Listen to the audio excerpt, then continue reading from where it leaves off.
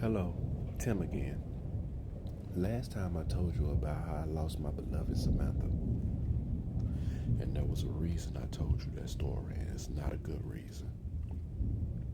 I never quite recovered from that loss, kind of how Samantha didn't recover from her parents. Right now, I'm sitting on my sofa with a loaded gun aimed at my chin. I have a letter written out to the police officer sitting on the table in front of me, so I know they'll find it. Earlier today, my home was burglarized, and tonight I've done something terrible. Two burglars entered my home, and little do they know I had cameras set up inside my home. They unwisely took their ski masks off and revealed their faces, and I knew them from around the way. They went into my utility closet and took my bat and started to vandalize several of my possessions. That's when they got round to Samantha's urn.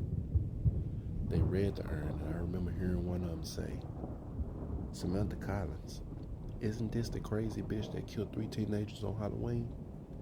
And the other one said, "I hope she's burning in hell."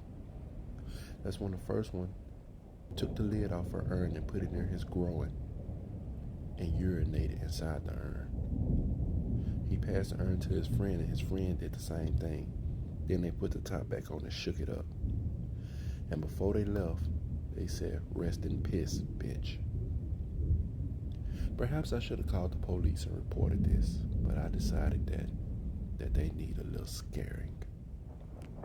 I went into my closet and I fished out that same costume that I wore when me and Samantha binge watched the Halloween movies. I grabbed my shotgun as well. I got in my truck and I drove around until I found them. They was going inside of a gas station on the corner. So I parked my truck behind the gas station and waited. They came out soon after and walked through an alleyway. Perfect. I grabbed my shotgun and silently followed behind them. At first they didn't notice anything, but one eventually noticed that something was behind them, and as he turned around, the last words he said was, "Yo, what the fuck?" before I shot him in the hip, shattering his pelvis. He fell to the ground screaming in pain. I knew I had to move quick.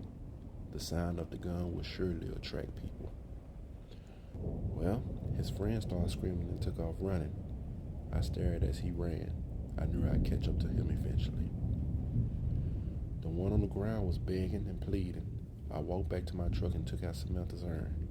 When he saw the urn and saw the name on it, he knew who I was and why I was there. He started asking for forgiveness and apologizing. I just tilted my head at him, similar to how Michael Myers would do. Then I said what he said to my beloved Samantha.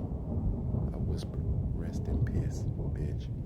And I opened the top and poured some of the contents on his face. His and his friend urine mixed with my beloved Samantha ashes. He choked and regurgitated on the ashes mixed with urine. But I didn't leave him to suffer alone. I quickly pointed the shotgun in his chest and let off another round. He was gone. I got back in my truck and I drove around till I found his friend still running. His friend didn't see what I was driving in, so I decided to play with him for a bit. I took my mask off and I went up beside his friend running and I asked him, "Hey, do you need any help?" And his friend quickly tried to explain what was going on. I said, "Get in before he finds us." His friend got in my truck. And while he was in my truck, he was trying to explain what was going on, but he was panicking and hyperventilating. He could barely speak, but he was trying to explain himself. I said nothing. While we was driving to a more secluded road, his friend eventually looked down between us and saw Samantha's urn, and he read the name on it. Then he looked up at me, and he had noticed in the time he was talking, I had put the mask back on my face, and I was staring directly at him. He panicked and jumped out the truck. I was going 50 miles per hour, so he injured himself in the process. I slammed on the brakes while he tried to limp away. I grabbed my shotgun and opened my door and got out. limping. I let a round go and hit him in the back of his thigh. He fell to the ground, and just like his friend, he started apologizing and pleading. And I grabbed Samantha's urn once more, and I walked over to him and said the same thing I said to his friend. Rest in piss, bitch, and poured the content on his face. He did the same. As him and his friend urine and my beautiful Samantha's ashes filled his mouth, he choked and regurgitated on it. And that's when I aimed the shotgun in his chest and let a round into his chest, and he too was gone. Well, before I left and did all that, I wrote a note and left it on the table in front of me. The note said, "Look at the recording and you will know why I did it." I came back and placed the urn back on the dresser, and I wrote a note and left it beside the urn. The note said, "I love you, Samantha. I always have and I always will. See you soon."